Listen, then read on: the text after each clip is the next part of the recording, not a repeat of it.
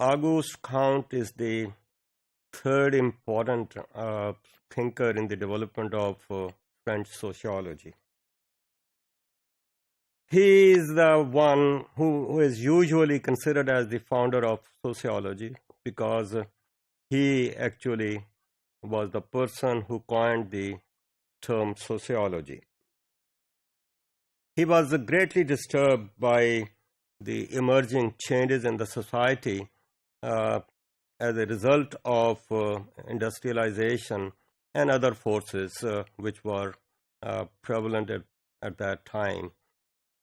We see that there is a lot of, let's say, migration to the cities, and because of those migrations could be interaction with the different, let's say, ethnic groups, different people, and it's this pressure on the resources.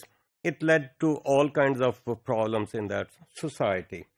So he developed kind of approach to find out that why these problems are there and how can we overcome this.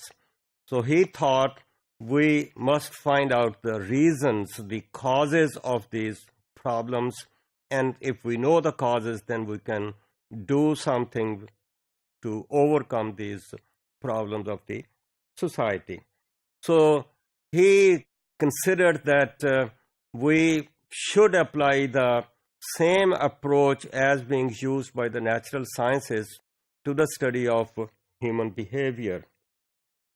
And that approach was positivism, and that positive philosophy was the basis for the study of the human behavior. Although he, in the beginning, used the word as social physics for this particular, let's say, discipline, which later on, let's say in 1839, was changed to the word sociology. So model sociology after the natural sciences, the hard sciences, the physical sciences.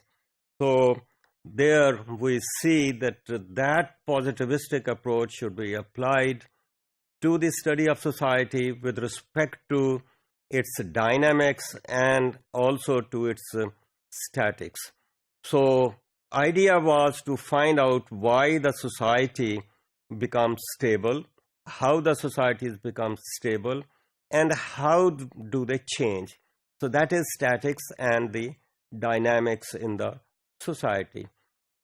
I would say that there was more emphasis on dynamics rather than on statics.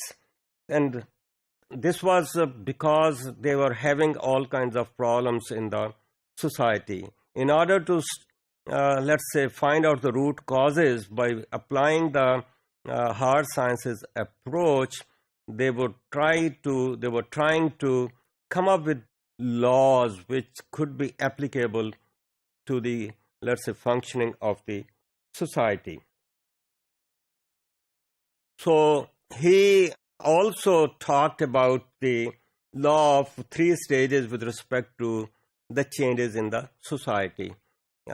He was more of an follower of an evolutionary kind of approach, a linear kind of approach, where he thought that the societies move in a direction, in a line, and he talked about 3 stages.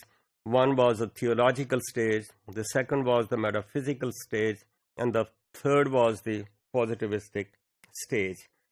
And he thought that that all societies, the whole of the world, moved in that kind of linear approach. Not only the society, but even the groups, the system, the thinking, the individuals, and even their approaches or the thinking or the minds of the people followed these 3 stages. In the theological stage, there was a belief that supernatural powers and religious figures are at the root of everything. So the whole existence of this world the physical phenomenon as well as the social phenomenon was governed by supernatural powers. People have the beliefs, and when we talk about the belief systems, we talk about the religions as well. So the social and the physical world was found or was considered to be produced as well as governed by, let's say, these theological forces. Then he moved on to second stage, which he called as metaphysical stage. So there the belief that abstract forces like nature rather than personalized gods can explain the existence of that word over here. So this was more of the use of logic for the existence of the realities in the society, not necessarily the superpowers. And thirdly, he was talking about the positivistic stage, which was a scientific approach, which was the application of the scientific approach to the study of human behavior. So the society had moved away from the first and second stage. It has entered the stage of, let's say, science, where the technology is there, where in order to study the things, we apply the, let's say, positivistic approach. Now he said that the societies must be studied through, let's say, positivistic approach, whereby observation was the more important, I think, way to find out the reasons about the existence of this world, the human beings, the human behavior, how it takes place.